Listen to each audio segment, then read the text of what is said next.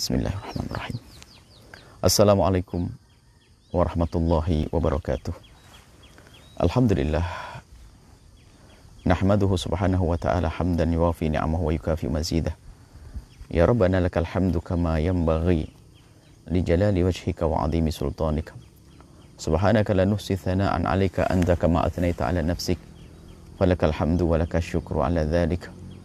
Allahumma salli wa sallim ala habibina sayyidina Muhammad wa ala alihi wa ashabihi wa tabi'ina lahum bi ihsanin ila yaumiddin.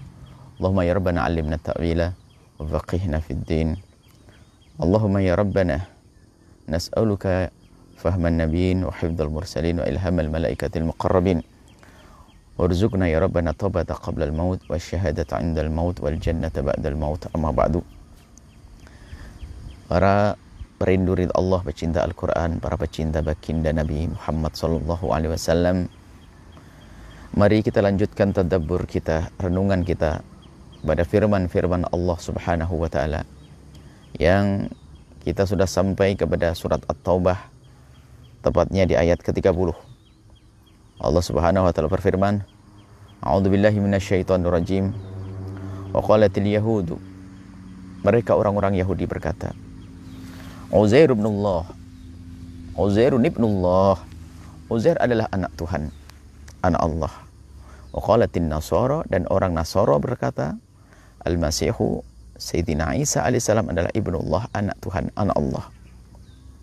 Dzalika qauluhum bi afwahim, inilah ucapan-ucapan lesan mereka. Yudha'iuna qaulal ladzina kafaru, menandingi, menyamai, menyerupai perkataan orang-orang kafir min qablu sebelumnya.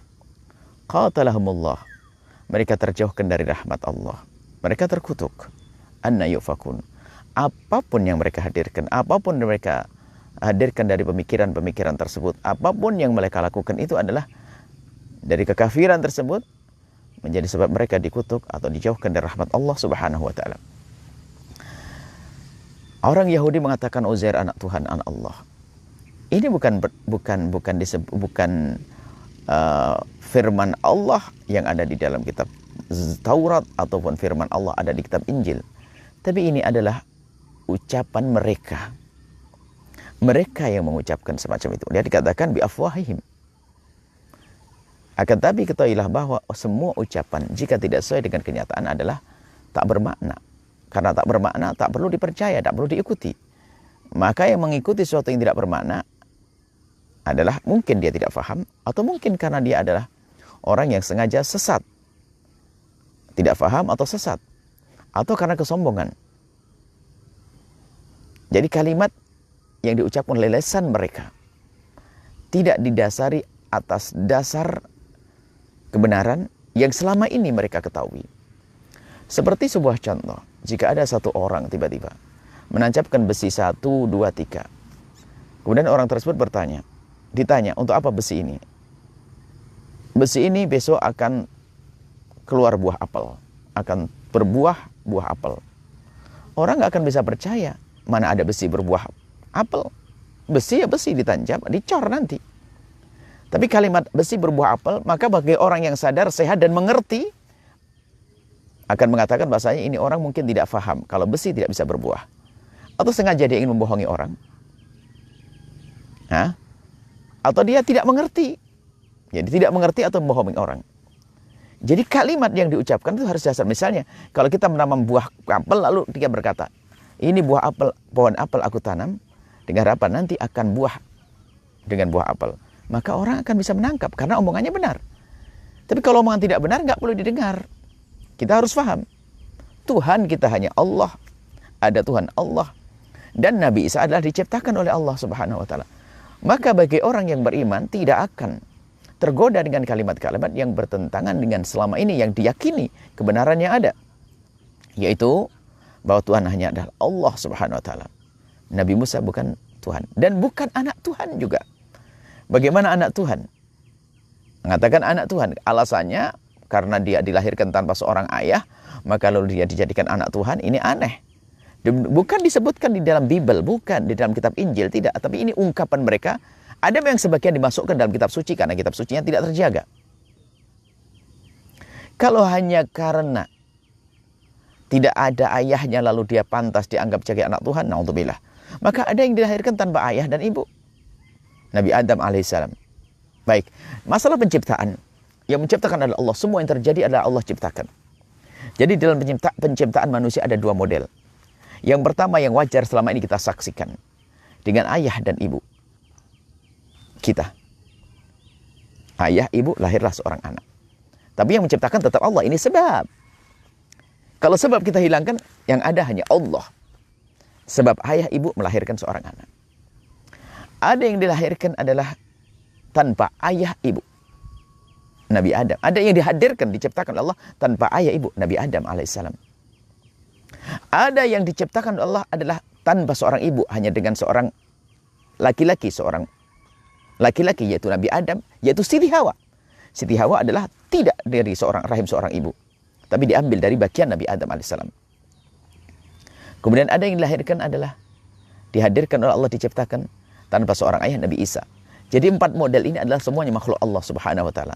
Yang menciptakan adalah Allah, hanya sebab saja. Ini ya, jadi suami istri ini hanya sebab. Bahkan ada suami istri yang subur, tidak ada masalah. Akan tapi tidak diberi oleh Allah anak, tidak melahirkan.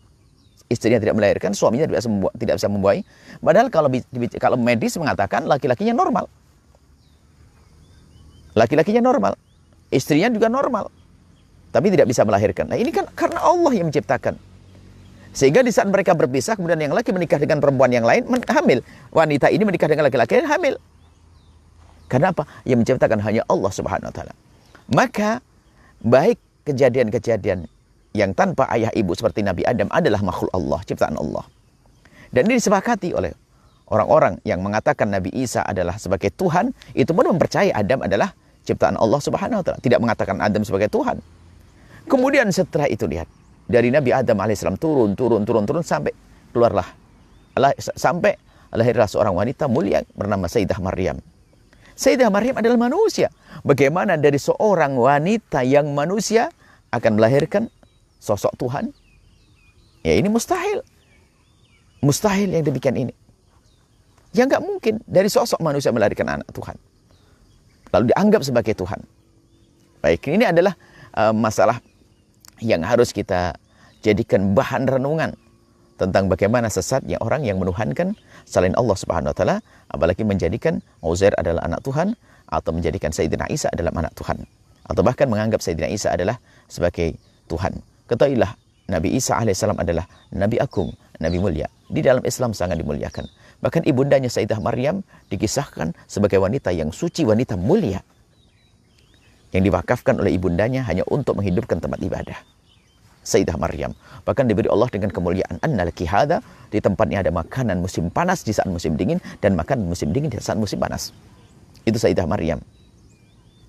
Nah, kemudian. Nah, di sini ada satu kesalahan, yaitu menganggap manusia sebagai Tuhan. Itulah kultus yang dilarang. Kalau kita baca ayatnya, kita tidak akan baca dulu, insya Allah pertemuan yang akan datang. Mengkultuskan orang, mengangkat orang-orang yang selama ini sebagai pemuka agama, sebagai Tuhan. Ini kultus yang tidak diperkenankan. Bahkan baginda Nabi melarang mengkultuskan. Kita tidak mengkultuskan, mengangkat manusia di atas martabatnya. Mengangkat manusia menjadi Tuhan. Karena mengangkat manusia menjadi Tuhan itu sekaligus menurunkan martabat Tuhan. Sehingga Tuhan seperti manusia. Jadi ini adalah dosa besar. Namanya syirik, menyekutukan Allah subhanahu wa ta'ala. Nabi mengatakan, la tutruni kama atratin nasara Isa bin Maryam. Jangan kau kultuskan aku. Aku di sini Nabi Muhammad. Jangan engkau kultuskan aku seperti orang Nasara mengkultuskan Isa bin Maryam. Sampai diangkat sebagai anak Tuhan. Bahkan dianggap sebagai Tuhan Yesus. Ini adalah dalam irama dialog, kita tidak mencaci urusan Tuhan, sebab Nabi Isa di dalam agama kita sangat disanjung. Kita tidak merendahkan Nabi Isa, tapi kita menyanjung, memuliakan Nabi Musa. Kita tempatkan Nabi Musa di tempatnya, itu sebagai manusia mulia. Sangat mulia. Sebagai seorang Nabi, utusan pilihan Allah subhanahu wa ta'ala. Ini bukan merendahkan. Nah, Nabi Isa alaihissalam adalah manusia mulia, pilihan Allah subhanahu wa ta'ala. Akan tapi pengikutnya ada yang mengkultuskannya, mengangkat melebihi daripada derajat manusia, diangkat menjadi derajatnya Tuhan. Ini adalah menyekutukan dan itu tidak diperkenankan. Dan Nabi Muhammad SAW melarang, la tutruni, jangan kau kultuskan aku seperti orang Nasrani mengkultuskan Sayyidina Isa alaihissalam. Di sini ada orang yang salah faham, lalu berkata menyanjung Nabi dianggap mengkultuskan. Oh tidak. Menyanjung Nabi tidak mengkultuskan. Mengkultuskan ini diberi contoh oleh Nabi, yaitu mengangkat Nabi Isa sebagai Tuhan atau anak Tuhan. Maka mengkultuskan ada urusan dengan Nabi Muhammad adalah menganggap Nabi Muhammad sebagai Tuhan. Menyamakan Nabi Muhammad dengan Tuhan. Itu kultus. Dan alhamdulillah menyanjung Nabi Muhammad sampai hari ini tidak ada. Mengatakan Nabi Muhammad seperti Tuhan. Yang ada adalah orang salah faham, tidak mengerti makna sebuah syair, dianggap itu menyamai Tuhan. Makanya banyak tuduhan-tuduhan yang diberikan kepada kaum muslimin, bahkan kebanyakan kaum muslimin dari sekelompok kecil menuduh penyanjung Nabi adalah mengkultuskan Nabi SAW. Bahkan kalau kita menyanjung Nabi setiap hari, bukan mengkultuskan. Jasad Nabi perlu kita sanjung. Semua dari Nabi adalah istimewa. Syariat Nabi Muhammad istimewa. Syariat Nabi Muhammad mulia. Bahkan jasad Nabi mulia. Bahkan tidak ada kultus kalau seandainya ada orang membuat satu syair indah tentang dahaknya Nabi Muhammad SAW yang para sahabat Nabi disebutkan dalam riwayat sahihah bahwasanya ma tanakhama nukhamatan illa wasaqatat fi kafi rajulin minhum faddalaka biha wajhah. Nabi tidak membuang satu dahak, kecuali sudah ditangkap sahabat Nabi, diusapkan di wajah mereka. Bagaimana dahak Nabi disanjung? Semua dari Nabi perlu disanjung. Maka sanjungan kepada Nabi Muhammad tidak akan menjadikan seseorang itu mengkultuskan Nabi. Kalau mengangkat Nabi melebihi daripada martabat kenabian, sampai diangkat derajat Tuhan, maka itu adalah kultus. Maka jangan ragu Anda menyanjung Rasulullah SAW. Sebutlah engkau rembulan, bahkan lebih bersinar dari rembulan itu sendiri. Nabi adalah segala kemuliaan, Nabi adalah segala kebaikan, Nabi segala-galanya. Kalau Anda sanjung Nabi Muhammad, kita tidak akan sampai masuk wilayah kultus. Bahkan kalau setiap hari kita buat satu festival menyanjung Nabi, tidak akan ada habisnya. Karena keindahan Nabi adalah dari Allah Jalla Jalaluh, tidak berbatas. Allah memberikan la'alla wa innaka la'ala khuluqin azim. Engkau wahai Muhammad berada dalam akhlak yang agung. Akhlak yang agung, khuluqin azim. Agung yang mengatakan adalah zat yang maha agung. Agung yang sesungguhnya. Nah inilah. Kemudian di sini ada kebiasaan. Ada orang-orang sebelum pengkultusan kepada Sayyidina Isa sudah ada kekafiran. Jadi nama kekafiran itu sudah ada dalam setiap masa. Orang tidak beriman ada setiap masa. Kisah Nabi Nuh alaihissalam dan kisah Nabi Ibrahim, mereka bersama dengan orang-orang juga yang tidak beriman kepada Allah Subhanahu wa taala. Itu ada setiap masa hingga baginda Nabi Muhammad sampai hari ini. Akan tapi di sini ditunjukkan bahwa memang ada orang yang seperti itu. Ada orang kafir, ada orang beriman. Tinggal Anda pilih di mana. Adapun masalah pengkultusan, mengangkat makhluk sebagai Tuhan, ini masih ada selain Nabi Muhammad. Kalau Nabi Muhammad sampai hari ini terjaga. Insya Allah. Tidak ada orang menganggap Nabi sebagai Tuhan. Tapi justru yang dianggap Tuhan sekarang ini banyak, bermacam-macam. Keyakinan-keyakinan yang ada di masyarakat. Tentang pohon, tentang penguasa laut, selatan, dan sebagainya. Itu yang harus kita fahamkan kepada umat kalau itu kebatilan. Bukan menyanjung Nabi dihentikan. Oh tidak. Sekarang banyak kesyirikan yang terjadi, yaitu mempercayai adanya penguasa selain Allah Subhanahu wa taala. Sesaat disebutnya Roro Kidul, sesaat ini, sesaat itu, macam-macam. Itu yang merusak akidah. Tapi menyanjung Nabi Muhammad malah menguatkan akidah kita. Sanjungan untuk Rasulullah Sallallahu Alaihi Wasallam. Baik, disebutkan di sini adalah mereka orang-orang itu akan dijauhkan Allah dari rahmat Allah. Terkutuk. Orang-orang yang menyekutukan Allah terkutuk. Tidak mendapatkan rahmat dari Allah Subhanahu Wa Taala. Cara an-nayufakun di sini menunjukkan bahwasanya cara mengkafirkan, menyekutukan Allah itu bermacam-macam. Tapi semuanya sama. Mengundang murka Allah dan selamanya di dalam neraka. Jadi di sana ada agama. Ingat bahwasanya kita harus meyakini agama yang paling benar adalah agama Nabi Muhammad, agama Islam. Agama selain agama Islam tidak akan diterima oleh Allah Subhanahu wa taala. Ingat. Selain agama Islam tidak diterima oleh Allah Subhanahu wa taala. Bermacam-macam model. Mereka menyuruh, biarpun itu menyuruh kebaikan, kebaikan yang kita terima agama keyakinan, nggak boleh disamakan. Biarpun mereka melakukan kebaikan, tetap karena tidak ada kuncinya iman, tidak ada. Mereka tidak akan dapatkan surga Allah Subhanahu wa taala. Dan Anda tidak perlu memaksa. Ada sebagian orang punya fatwa yang Masya Allah bukan fatwa karena mereka bukan ulama.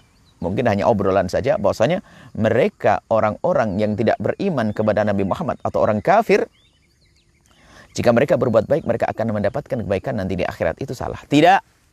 Di akhirat tidak mendapatkan kebaikan, tapi akan dibalas oleh Allah di dunia saja. Karena urusan mereka adalah urusan dunia. Di dunia, kebaikan di dunia. Bukan didasarkan iman kepada hari akhir atau iman kepada Allah, maka dia hanya mendapatkan balasan di dunia saja. Loh kok zalim ya, kekejam ya Allah kok. Masa orang berbuat baik tidak mendapatkan surga? Anda tidak usah menyifati Allah dengan kejam atau zalim. Kenapa? Karena dia yang tidak mau, dia tidak percaya Allah kok. Kenapa Anda paksain-paksain? Wong dia pun juga tidak menginginkan surga kita kok. Surga yang kita rindukan mereka tidak rindu kok. Kenapa Anda memaksakan? Ini ada sebagian kaum muslimin yang pemikirannya ini adalah aneh. Memaksakan orang luar Islam harus dimasukkan surga kita. Dia tidak rindu dengan surga kita. Kenapa Anda paksa? Bahkan kata seorang tokoh, na'udzubillah, lalu mengatakan bahasanya orang di luar Islam kalau berbuat baik pun akan mendapatkan kebaikan, nanti balasan kebaikan di akhirat. Mendapatkan surga atau bagaimana? Tidak. Mereka tidak merindukan surga kita, surga yang kita rindukan. Mereka punya surga-surgaan sendiri. Urusan mereka dengan Tuhan-Tuhanannya. Mereka urusan dengan surga-surgaannya. Jangan Anda paksakan. Urusan di dunia kita, ia berbuat baik dengan mereka. Urusan keyakinan tidak boleh. Nah, ini juga menjadi sebab masuk wilayah kafir ini. Bentuk kekafiran tadi. Bentuk kekafiran adalah yaitu dia menyamakan semua agama dan nanti akan dapatkan kebaikan di akhir. Ini bentuk kekafiran.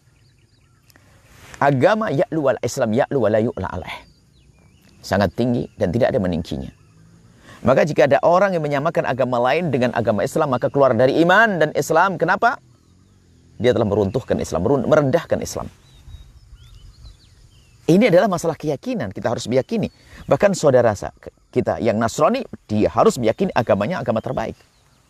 Kalau tidak meyakini agama terbaik, dia nggak punya pegangan agama. Mungkin tidak beragama. Orang Hindu, Buddha meyakini agamanya agama terbaik. Itu sah dalam keyakinan kok. Akan tapi setelah itu bagaimana kita berinteraksi? Kita berkomunikasi. Bertetangga dengan orang yang berbeda agama. Ini yang diajarkan Nabi Muhammad. Bertetangga yang baik. Diajarkan oleh Rasulullah. Tapi keyakinan jangan diganggu. Jangan dipaksa kita yang beriman untuk melakukan sesuatu yang bertentangan dengan iman kita. Sama kita pun tidak boleh. Ingat. Kita pun tidak boleh memaksa orang Nasrani melakukan sesuatu yang bertentangan dengan akidah mereka. Anda tidak boleh. La ikrah fid din. Anda tidak boleh memaksa orang-orang yang tidak beriman kepada Nabi Muhammad melakukan sesuatu yang bertentangan dengan keyakinan mereka. Adil Islam itu. Tapi yang menjadi masalah ternyata adalah bukan orang Nasrani, bukan orang Muslim muti' taat, akan tapi orang munafik yang berada di tengah kaum muslimin. Menjadikan orang Muslim, orang Islam yang berpegang seolah-olah menjadi salah. Orang Islam yang berpegang justru dianggap sebagai seorang yang salah. Termasuk yang akhir-akhir ini selalu diangkat juga masalah mengucapkan selamat Natal dan sebagainya. Kita ini berbeda dengan Nasrani. Orang Nasrani menganggap Yesus sebagai Tuhan dan kita tidak mempercayai itu. Jangan dipaksa saya untuk mengucapkan selamat kepada mereka. Dan ini jangan dijadikan bahan heboh sebab ini masalah keyakinan. Contoh ini sebuah contoh yang akhirnya diangkat. Bahkan bagi seorang Muslim yang mengatakan mengucapkan selamat Natal adalah haram, justru malah disalahkan. Aneh sekali. Dianggap tidak tolerir. Oh, ini berbeda masalah keyakinan. Bahkan orang Nasrani yang tidak percaya Nabi Muhammad sebagai Nabi pun, kita tidak boleh marah. Kok urusan dia kok. Saya tidak percaya Yesus sebagai Tuhan. Urusan saya iman. Dan kami pun tidak boleh mengucapkan selamat. Karena selamat menurut keyakinan mereka. Mereka orang yang Nasrani meyakini Tuhan Yesus. Dan saya mengucapkan selamat adalah mau tidak mau kalau kita orang berbicara. kita mengucapkan selamat, ya kita akan, biarpun hati kita tidak mengakui, tapi kita ucapan kita akan sesama dengan mereka. Dia mengatakan, aku mempercayai Tuhan Yesus sebagai Tuhan. Aku percaya Yesus sebagai Tuhan. Lalu kita,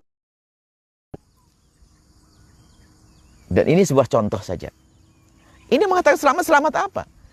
Boleh mungkin. Kalau seandainya kita harus ucapkan selamat, apakah boleh? Apakah Anda setuju? Yang selama ini melarang atau menyalahkan orang yang mengatakan selamat Natal haram, apakah boleh seandainya saya mengucapkan selamat Natal? Tahun depan saya mengucapkan selamat Natal begini. Wahai saudaraku yang Nasrani, selamat hari Natal. Selamat atas kelahiran Yesus yang Nabi besar dan bukan Tuhan. Boleh saya ucapkan begitu? Kalau boleh tolong catat kalimat saya. Catat kalimat saya. Catat kalimat saya. Boys, besok tahun depan saya akan mengucapkan selamat Natal, tapi kalimatnya seperti yang saya inginkan. Wahai saudaraku kaum Nasrani, selamat hari Natal. Selamat atas kelahiran Nabi Isa yang Nabi dan bukan Tuhan. Kalau boleh kalimat saya ucapkan, boleh dicatat. Dan semua mengucapkan selamat Natal. Ayo, boleh atau tidak? Ini kalimat. Harus dong sesuai dengan saya. Oke, Anda catat. Wahai saudaraku yang Nasrani, selamat Natal. Selamat atas kelahiran Nabi Isa yang Nabi dan bukan Tuhan. Allah, indah kalau begini. Nah, ini adalah yang harus dihadirkan. Lah kalau Anda, oh jangan gitu dong. Lah ya jangan begitu, ya jangan. Kalau begitu sudah. Saya tidak mengucapkan selamat Natal, saya tidak mengucapkan selamat Natal, selesai. Jangan dibahas, jangan disalahkan ulama yang tidak mengucapkan selamat Natal. Adapun masalah perdamaian bisa kita wujudkan tanpa membahas masalah ini kok. Ribut hari-hari ini, Masya Allah, ramai Masya Allah. Sampai suatu ketika saya masuk satu tempat, saya tidak melihat langsung, ada yang bercerita seolah Ustadz menjadi bentrok gara-gara fatwa ini. Fatwa yang memperkenalkan ucapan selamat Natal sampai akhirnya sebuah masyarakat, kalau Anda ingin, masyarakat di mana Anda datang ke sana. Masyarakat akhirnya oleh ustadznya, karena diundang oleh gereja untuk datang. Masyarakat muslim masuk gereja. Gara-gara fatwa tersebut. Saya tidak melihat, saya hanya mendengar berita dari seseorang, dan saya percaya, insya Allah orang itu betul tidak berbohong. Karena dia ngomong di kampungnya sendiri, dan ngomong di lingkungan di masyarakatnya, dan dia ngomong karena dia punya masalah dengan ustadz yang mengikuti fatwa yang mengucapkan selamat Natal boleh. Ini sebuah contoh saja. Jadi, kalau saya mengucapkan selamat Natal, kalau Anda haruskan saya mengucapkan selamat Natal, saya akan ucapkan selamat Natal sesuai dengan yang saya yakini. Selamat Natal, selamat atas kelahiran Nabi Isa yang Nabi dan bukan Tuhan. Wahai saudaraku yang Nasrani. Oke, makan kambing saya lihat. Anda dengan keyakinan Anda, saya dengan keyakinan saya. Saya ucapkan, Anda dengar. Kan Anda juga mengucapkan juga. Karena dalam tulisan Anda adalah atas kelahiran Nabi. Sama-sama menyanjung. Saya menyanjung dengan cara saya, Anda menyanjung dengan cara Anda. Boleh? Ini saja insya Allah. Karena rupanya imbas daripada fatwa, ada fatwa tentang penghalal mengucapkan selamat Natal beberapa waktu yang lalu, di akhir-akhir semakin parah. Maka ini semoga kalimat saya ini bisa diambil. Saya akan mengucapkan selamat Natal, tapi dengan cara saya. Oke? Insya Allah. Ketahuilah, saudara kita yang Nasrani, saudara kita satu bangsa, tidak perlu berperang. Jangan dibikin ribut. Ini justru kita ribut. Dulu nggak ada masalah. Orang yang mengatakan selamat Natal haram nggak ada masalah, nggak dipermasalahkan. Cuman kadang-kadang menjadi masalah di saat ada fatwa-fatwa. Sehingga yang berantem siapa? Kita dengan Nasrani jadi panas. Kita dengan kaum muslimin jadi panas. Ini gara-gara fatwa itu. Di saat semua kompak fatwa mengucapkan selamat Natal boleh, apa nggak boleh. Mengucapkan selamat Natal adalah haram, selesai. Semuanya indah. Semuanya akan saling menjaga. Seperti itu. Semoga Allah menjaga iman kita. Iman kita dijaga oleh Allah. Kita hidup damai.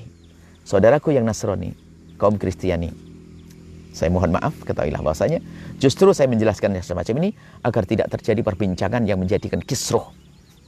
Anda seorang Nasrani, boleh datang ke tempat kami. Kalau Anda lapar, kita makan bersama. Kalau Anda tidak punya pakaian, kita akan belikan pakaian. Itu hidup bersama. Tanpa saya paksa Anda untuk percaya Nabi Muhammad sebagai Nabi, dan tanpa saya paksa Anda mengucapkan selamat atas kelahiran Nabi Muhammad, dan Anda pun jangan paksa saya agar mengucapkan selamat Natal dengan cara Anda.